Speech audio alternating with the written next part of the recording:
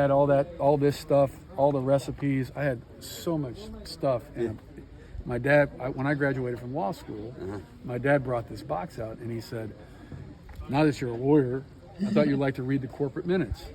Now, those are the most boring things in the world. So I'm looking through this box and I get down and I see these recipes and stuff. I'm like, you know, the good stuff. What's this? So for years, like in the all throughout the 90s, I'm talking to my dad and my brothers because we were all spread out all over the United States. And I talked to my dad and my brother and I'm like, you know, this would be cool. You know, and they're like, we don't know anything about it, you know. And finally, my dad was a veterinarian, he wasn't a politician. So my dad thinks he's going to shut me up, right? He goes, we're going to go have lunch with a friend. So we go have lunch with Sam Cecil and his wife, Jean.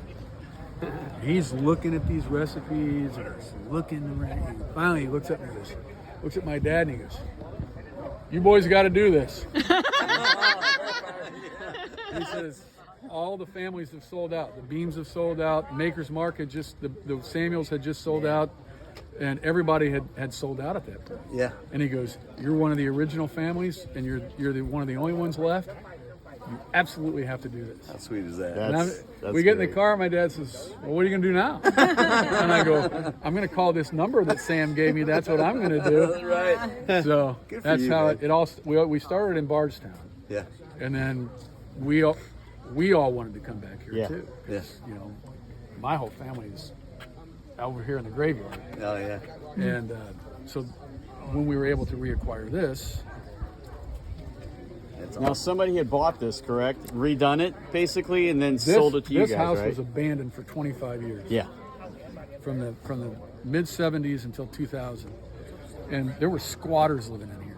Oh, wow. I mean, you would walk in there and there were clothes up to your knees. And what's amazing about that is that not one window was broken. Those are all the original. If you go in there, you can see the wavy in the glass. Yeah.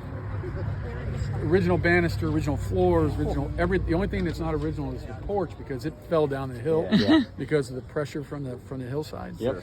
And but yes, a retired P&G exec, he restored Rosemary Clooney's childhood home first, and then he did this one.